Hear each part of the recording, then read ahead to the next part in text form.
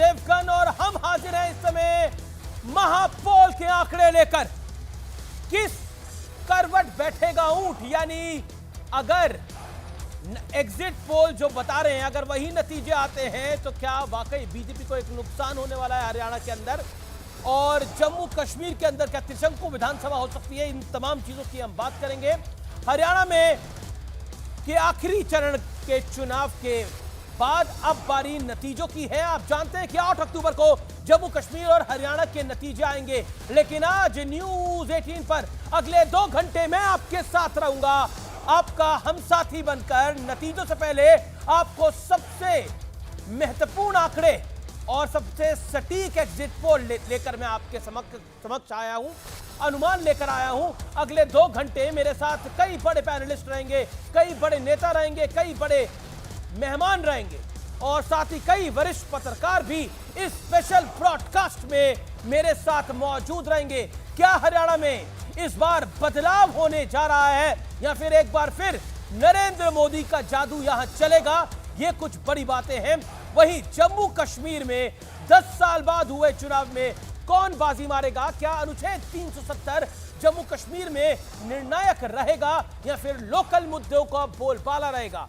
करीब करीब 2 घंटे यानी अगले 2 घंटे दोनों राज्यों के चुनाव का सबसे बड़ा विश्लेषण होगा।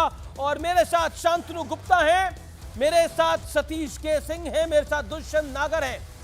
तमाम लोगों का अभिनंदन है। मेरे साथ हरियाणा के सीएम नायब सैनी भी जुड़ेंगे, मेरे साथ भूपिंदर सिंह हुड्डा जुड़ेंगे अब से कुछ देर के अंदर। पहली बार एग्जिट पोल के बाद अपनी राय देने के लिए जुड़ेंगे। लेकिन बहुमत का आंकड़ा 46 है महापोल के अंदर। ऐसा लग रहा है कि कांग्रेस की सुनामी आ रही है हरियाणा के अंदर और बीजेपी को सत्ता से बेदखल कर रही है। लेकिन त्रिशंकु विधानसभा दिख रही है जम्मू कश्मीर में। नेशनल कॉन्फ्रेंस और कांग्रेस सबसे बड़ा दल तो बनते हुए दिख रहे हैं महापोल के आंकड़े के अंदर 33 के करीब, लेकिन 29 बीजेपी, पीडीपी 6।